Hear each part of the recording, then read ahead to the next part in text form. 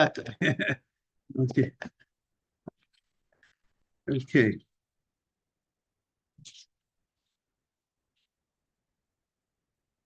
113B4 on the bottom.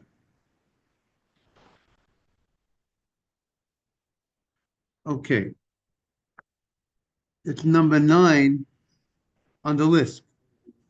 We have a listing of the Gezerot, the decrees, the rabbinical enactments that were enacted in the attic of Hananiah ben Cheskia through a vote between the students of Beit Shammai and Beit Hillel.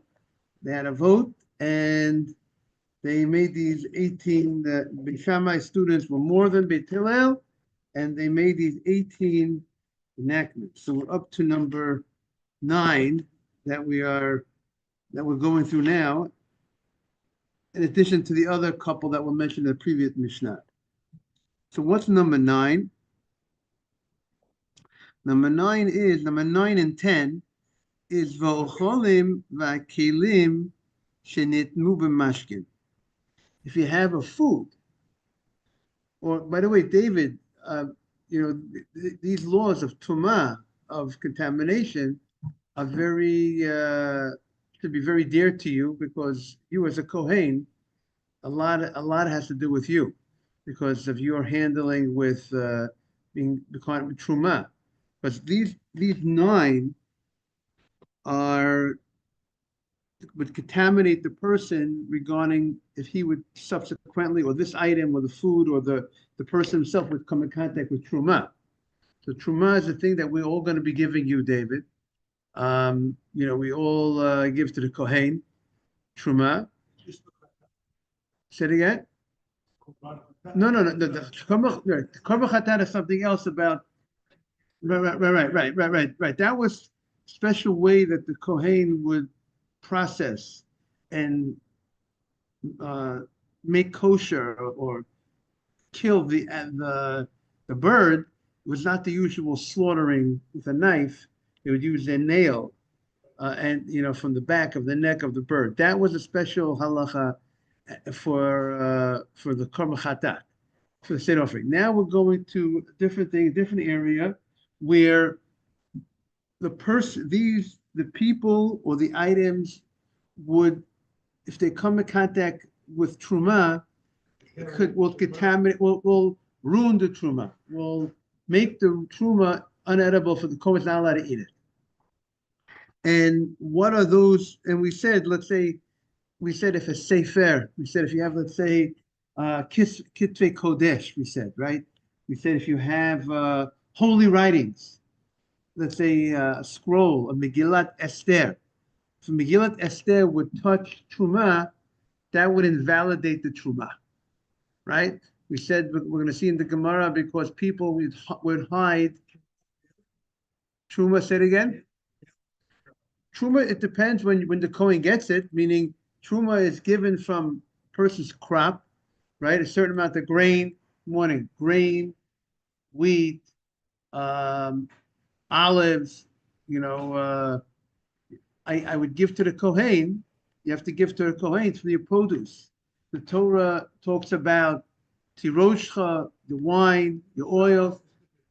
There are specific things that the Torah says you have to give to the Kohen. There's certain things that rabbinically you have to give to the Kohen, but the Kohen is going to get a certain percentage of my crop. I mean, you're going to get the Kohen, the Hebrew, we're going to give the Kohanim a certain percentage. We got to give the Kohen a certain percentage. Good morning, everybody. We give the Kohen, usually the Kohen gets the first. He gets the first thing we separate is for the Kohen. We first give him the average, the Kohen, the average netina, the average gift that we give to the Kohen is 2%, David. So if I have 100 bushels of wheat, you would get on the deal 2 bushels of wheat. And I would give to the Levi from the leftover 98 bushels of wheat, he gets 10% on the deal. He's going to get 9.8 bushels of wheat. Now, remember, the Kohen gets 24 gifts. The Kohen does not only get a piece of the grain, the crops. You get the first shearing of wool goes to the Kohen. You're gonna get you get that. You get on korbanot, on offerings. You get you get the certain parts of the animal go to the Kohen. So the Kohen gets there. You get gifts from many places. Like some people invest in many different stocks. The Kohen will receive different types of gifts. It's for yourself, for your wife, your family, because they're children of Kohanim. They can eat the truma because they're your wife. So when if someone's married to a Yisrael, even if she was a daughter of Kohen, the truma and the other gifts, and you have 24 gifts. Right. You are, let's say, Pidyon Haben. Someone has a firstborn. Who gets those $5 silver? The Kohen. So there's many gifts that come to the Kohen, and that supports the Kohen. That gives the Kohen the opportunity to teach Torah. It gives the Kohen the opportunity to be in the Beit HaMikdash, David, because you're going to be working. Morning, Mark. Morning, Rabbi. You're going to have your family. The Kohanim were broken down to 24 families, and they would work. Every family would work 1 week at a time, and there was a rotation of 24 weeks. So then every 25th week, you would start again. After 24 weeks, the families would start again. So you would have to be on duty 2 weeks a year total in the Beit HaMikdash. You're on duty also. You go in the holidays, right? 3 times of the year. The holidays are also that the Kohanim go. You go into the, you're on call, and then you're teaching Torah. The other weeks you're with the people. You're teaching Torah. Right. You're not always in the Beit HaMikdash. Correct.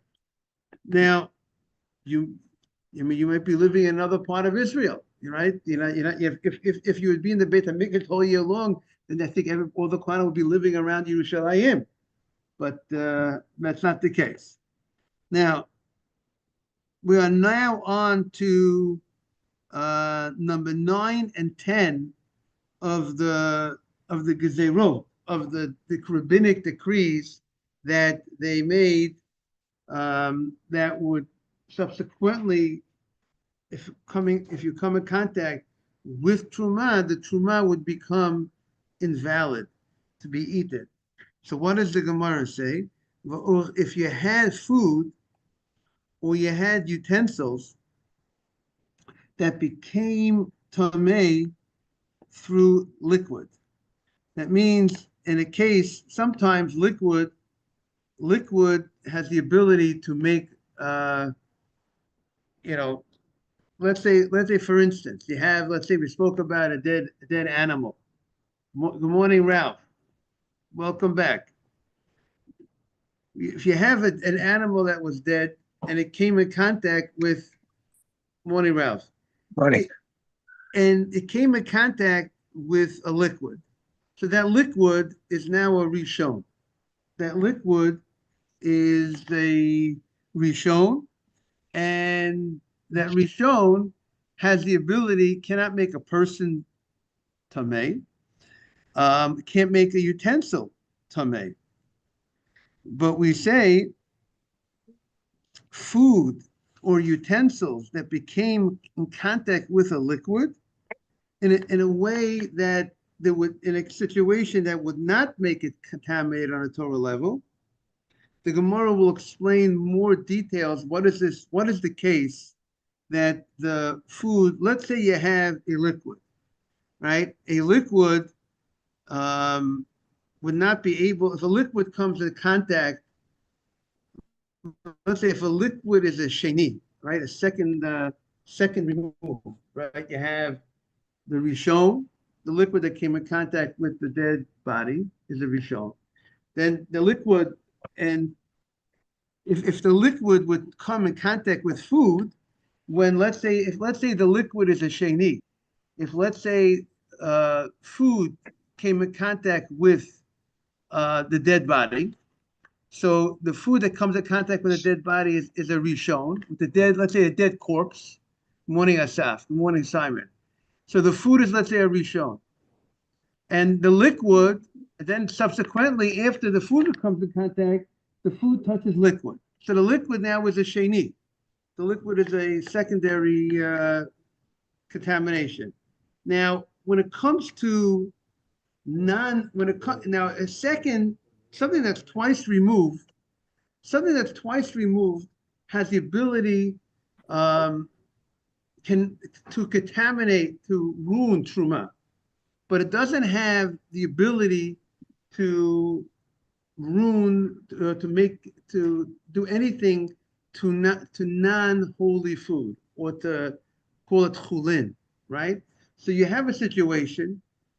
Morning, everybody. Morning, Morris. So you have a situation of a food that came in contact with this liquid, and there is a rabbinic, and rabbinically, let's say the rabbis will say that that food will become contaminated, and that food, if that food that came in contact with the liquid, which on a Torah level, let's say, will not become contaminated, that food, nevertheless, we're gonna, if that food touches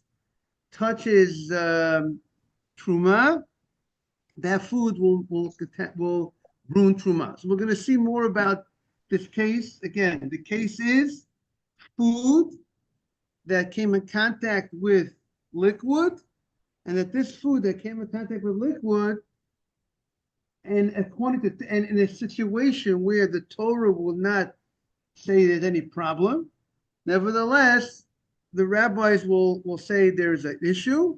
It would, if that food would subsequently come in contact with truma, or the liquid that touched a utensil, right? A liquid does not have the power to contaminate a utensil, because in order to contaminate a utensil, you have to be a source of contamination, or an av, or a dad of truma.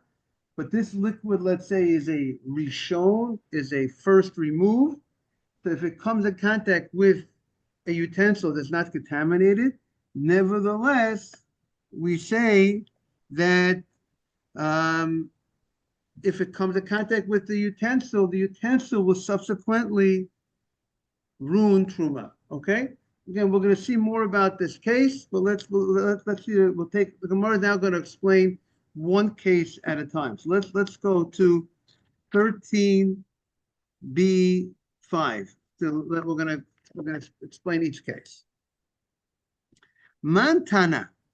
We opened up by saying, if a person eats a rishon, we said if a person eats a food that's once removed from the source. We got the source is the av, is the dad.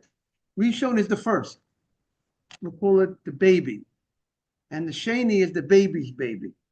Okay? The product of the product, right? So it says if a person eats a rishon.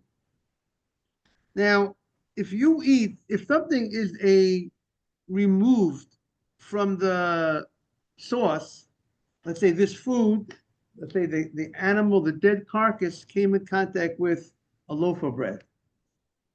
That loaf of bread is considered once removed, and that loaf of bread is contaminated, correct?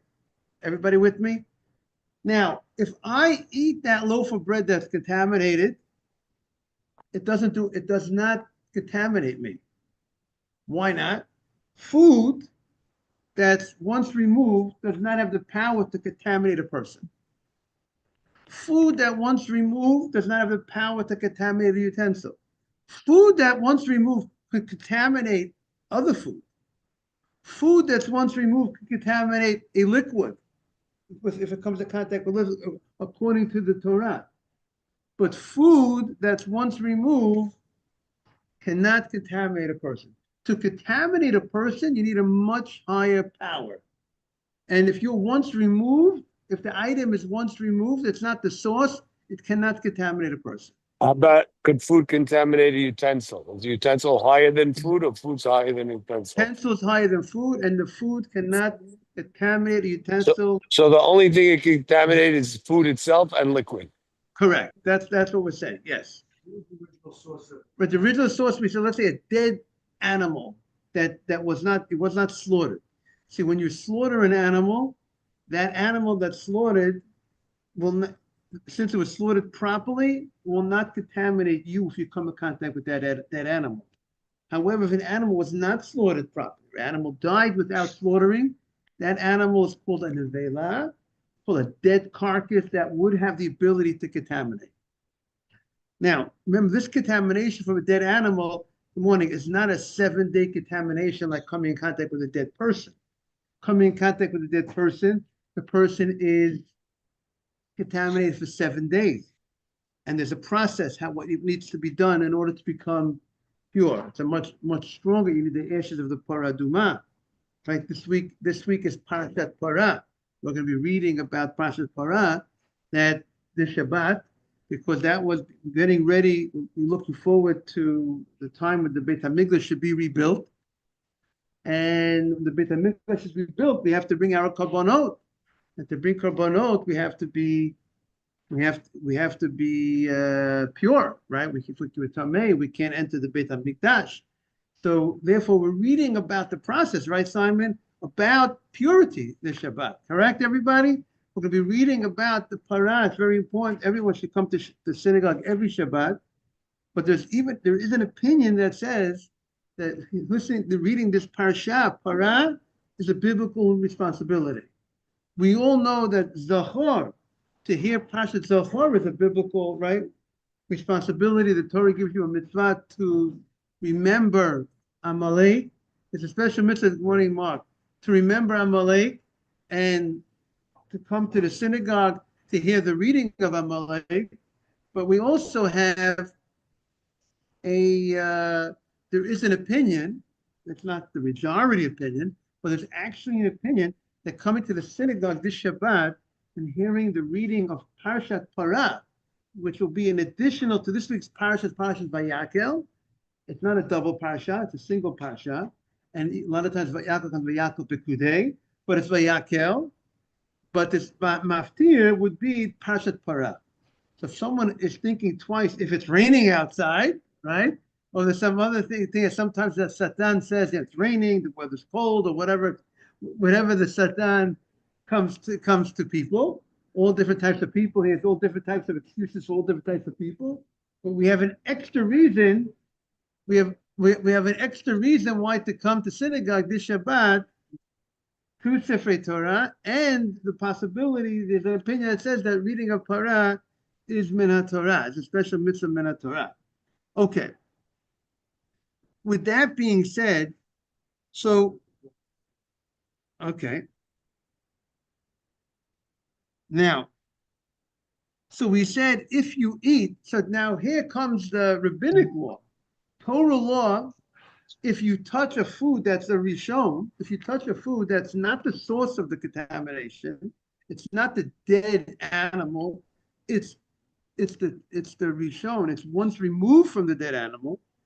The rabbi said, or if you eat ochel sheni, you didn't eat the food that came in contact with the dead animal, you ate the food that came in contact with the food that came in contact with the dead animal.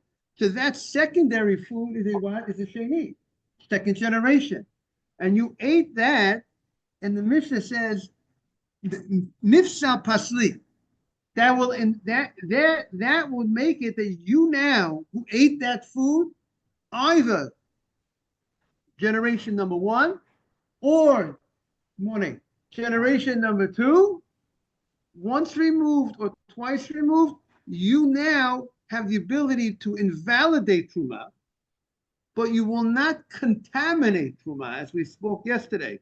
The buck stops here. It will end, meaning it will end at the food. If you even though you ate a rishon, you ate only once removed, an item once removed, we're going to say you go down a level, right? And that's the normal thing is. Good morning, Mars.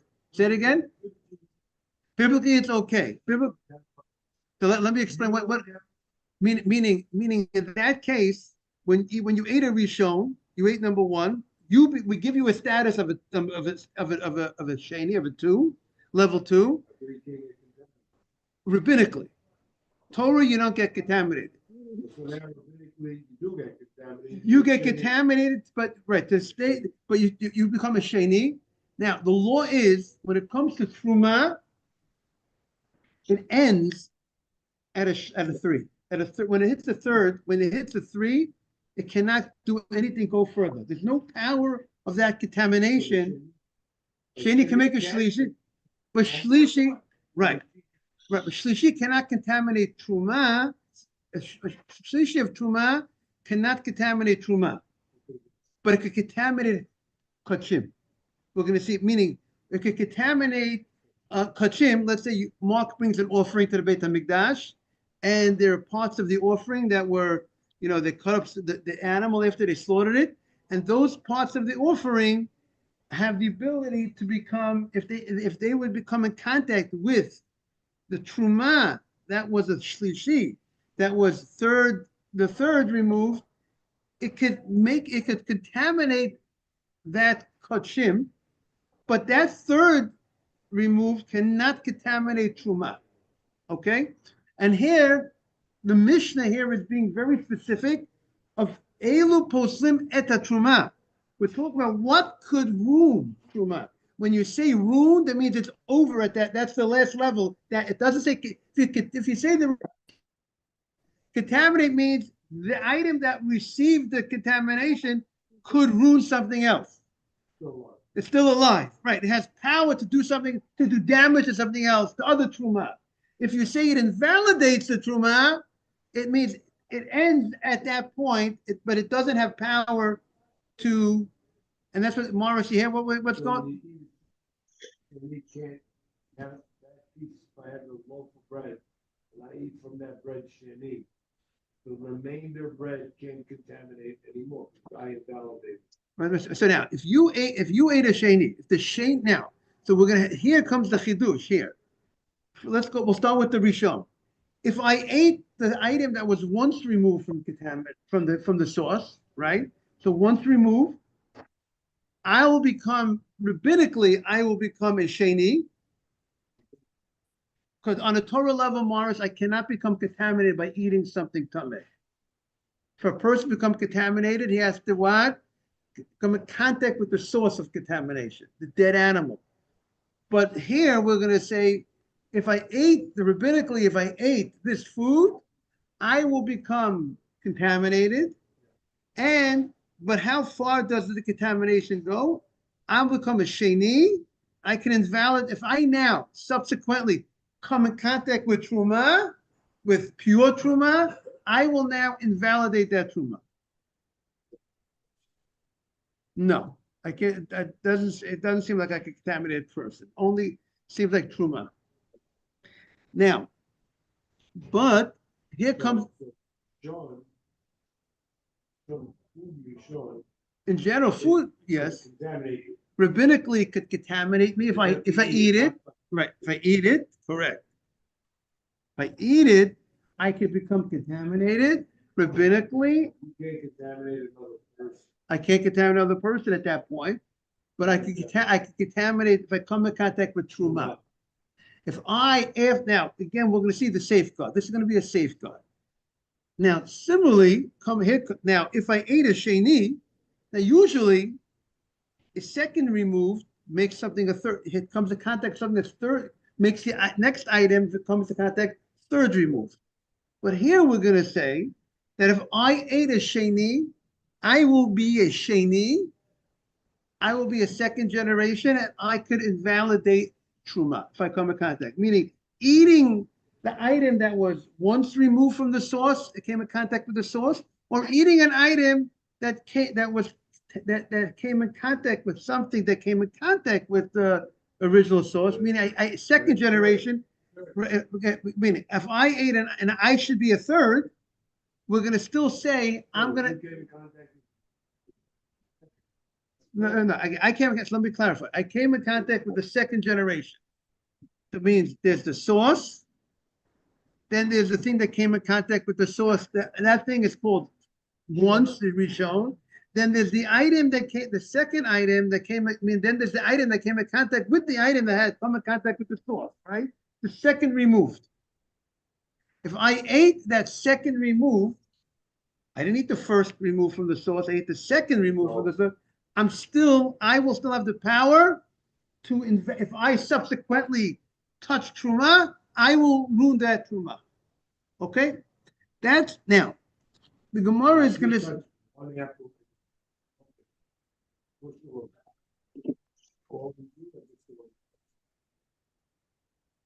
so then remember, so it would seem, I would think that I touch that apple, so that apple becomes contaminated. And I have to know what level, again, if I am an, what am I? If I'm a source of contamination, then I will go ahead and touch that apple becomes a Rishon. That apple becomes a first generation, and that first generation apple has the ability to make a second generation.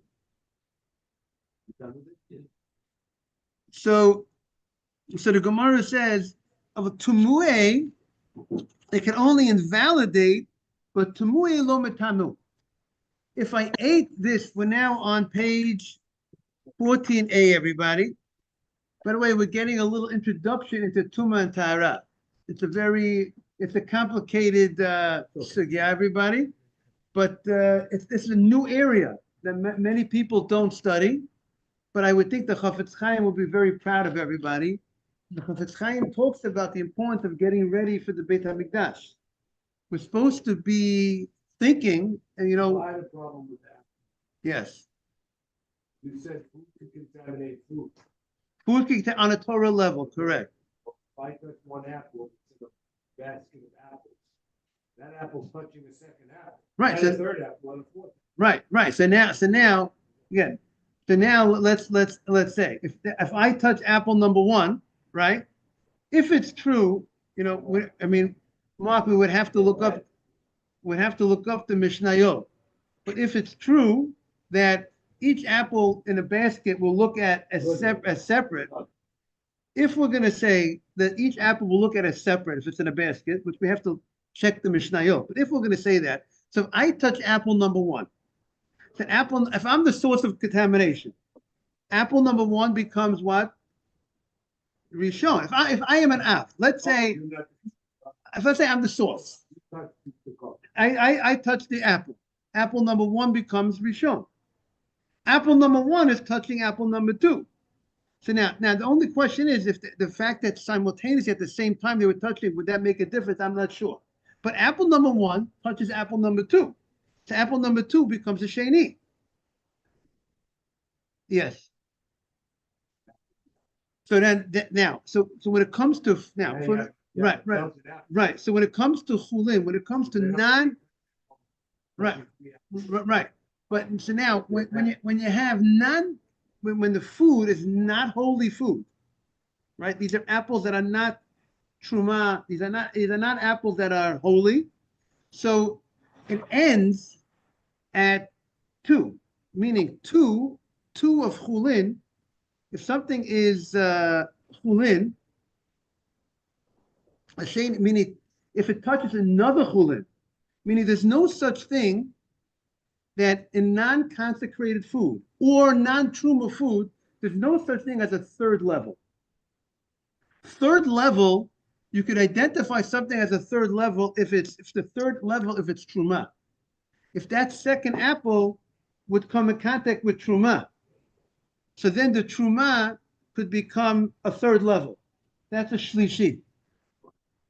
And truma has no fourth level. If level number 3 comes in contact with a fourth thing of truma, it will not do anything to it. If level number 3 of truma comes in contact with kachim, it would invalidate kachim. No, they're right. The Torah, it would seem, okay, we have to look it up, but we have to see. But this is the law regarding This is the law. We have a shlishi now, whether that's min Torah or not, we'd have to check it up. But that is the bottom line law. The bottom line law is that when it comes to truma, you could make a third generation. When it comes to truma, you can't make a non-holy item can never become a third generation. We're going to see they're going to something hekdesh could become even a fourth. The fourth could, if it, you can ruin it. What? Right, holy, right. What's called right? If you have truma, your food, David, is going to be a holy item. Truma is holy, right? Again, it's not. Again, sorry, let me clarify. Truma is not holy. It's a different type of holiness. There are two types of holy foods. There's a category called truma, and there's a category called kadeshim. Kadeshim are items. Good morning, everybody. Kadeshim are items. Let's say you brought a korban, you brought an offering, and part of the offering, part of the sacrifice is the foods from the sacrifice. There's something called kachei kachim, holy. There's something called kachei kalim, lighter foods. Those foods, kachim, are in a higher level, have the ability to receive contamination from something less than truma. Because if you would say kachim, it's a higher level of holiness than truma. Things that are brought in the Beit HaMikdash, truma, we can wheel a deal with David outside in the Tel Aviv. We could deal with him. We could give him the truma. The kachim goes to the general. It's higher level. It goes to the Beit HaMikdash. It's holier. Because it's holier, the laws. Say something, you point and say this is Kwani. That's already holiest. That's considered. Yeah, Hegdish doesn't go to the Kohen necessarily, but Hegdish goes to the Beit HaMikdash. Some things could be holy that belongs to you. Let's say, for instance, you brought a korban Pesach. That Pesach is, parts go to the Kohen, but parts go to you. But that's called kachei kalim. That's light holy. Kachei kachim holy, but that should be under the banner of kachim. It's holy foods. It's not true. It's not truma. Exactly. That's not truma. That's not truma. Truma is less holy than kachim. So therefore, you have some. So truma has its own laws. It's one level down regarding ability to become invalidated. Truma could be invalidated up to third generation, meaning if something is if there's a source of contamination, the dead animal comes in contact with a food, that food becomes level number one, child number one. That food has the ability to contaminate any other food, whether holy, not holy, whether truma or not. But that second generation food that became the source, then the source touches. We should really have some preps over here. A source of contamination. Then we have here. This is the source of contamination. Then it touched this, which is first level, and then this touched second level. So this was the originator. Touched this, and then this touched that. So now this third tissue is pretty. That's a sheni. It's pretty removed from the first, right? From the original, from the source of the contamination. So as it goes down, it gets weaker. The contamination or the level of its power of being able to continue that process of giving over its contamination it gets weaker as because you're going further away, just like the further away we go from Har Sinai, right? The generations, the famous story of Yaakov Kamenetsky on a plane. You know the great story? There's a great story. Yaakov Kamenetsky was one of the great rabbis Rosh Hashiva of Tervadat, and maybe Mr. Haber might have met him, I would speculate. Him and Moshe Feinstein were like two big leaders of the time, and they're on a plane, and there's another person on the plane, and Rabbi Kamenetsky has his grandson with him, helping him, attending to him, his needs. And it was unbelievable how dedicated he was on the 10-hour flight, let's say, or whatever it was. And wow, how he took care of his grandfather. So there's another man that says, I don't understand. I have a grandson. My grandson, he doesn't help me at all. I have similar needs that you have, but he has no time for me. He doesn't show me that respect.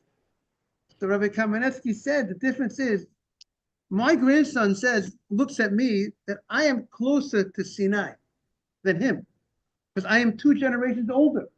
I am closer to the source of the giving of the Torah. Good morning.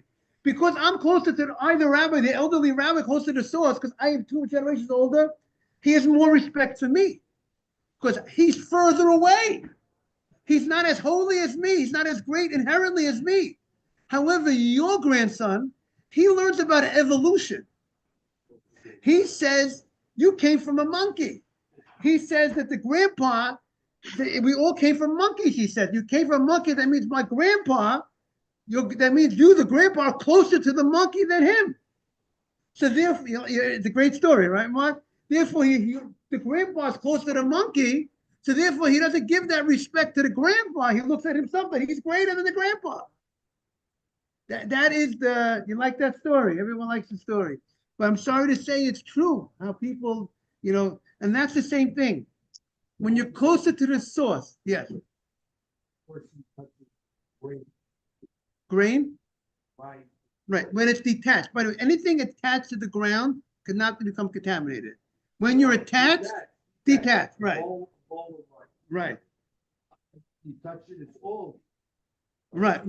So, right, the question is, right, so your question is, and Mark has a good question, we have to look up in the Mishnayot, when you when you look at, Mark's question is, we have to look up, good morning, how do you look, if you have a bowl of rice, if you touch one, it's considered one thing. But how do you look at apples? If you touch one apple, but it's part of a basket, would you say that the basket joins it all in as one? As if you touched every part of the basket? Or do you say, look at it differently? That is a question for we have to look at the Mishnayot. Yeah, I looked up, yes, with the mikveh. Yes, with the question about the mikvot. Yeah. Yes, I spoke to Rabbi Feinstein about how they made the mikveh on the Lower East when they redid it. So they used some sort of piping, something, but from the roof that it went. However, the roof was slanted a certain way, how it went.